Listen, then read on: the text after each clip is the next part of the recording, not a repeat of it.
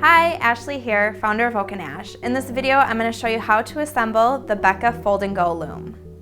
This is the Beka Fold and Go loom with a 20-inch width. You will get 2 apron rod dowels. The back crossbar beam is shorter and the front crossbar beam is longer.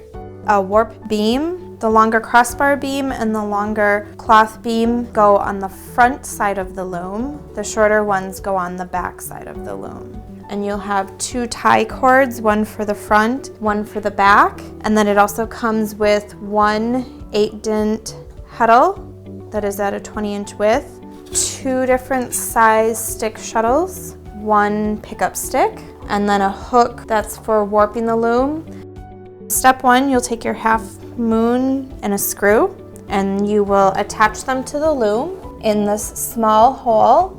And they're on the same side as the gear piece on the beam. So on the front and the back sides, you will have one of these half moon pieces attached.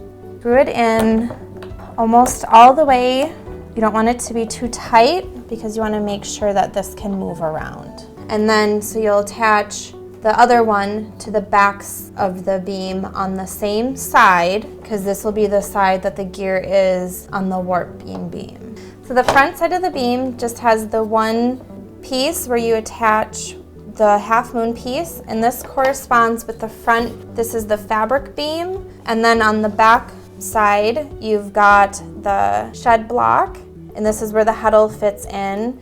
You will have attached a half moon piece that corresponds with the warping beam on the back side of the loom. Step 2 is attaching the side pieces. The back part will go on top of the front part.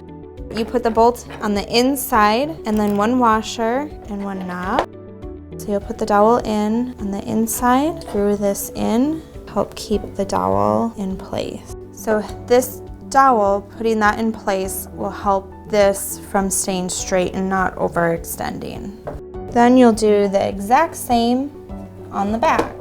1 bolt, 1 washer, and 1 knob. And putting the dowel, screw this in. The next step is inserting the front cloth beam and the back warp beam into these holes. The gear and the half moon piece on the same side goes in there. And then you do the same on the back. To secure the loom in place, we'll put a crossbar beam on both the front and the back. The front side is the longer side, and so you put the notch side down, screw. Do the same thing on the back, then flip it over to expose the large dowel holes on the bottom side of the loom. So on both sides, you'll fit the dowels in, and they fit nice and snug.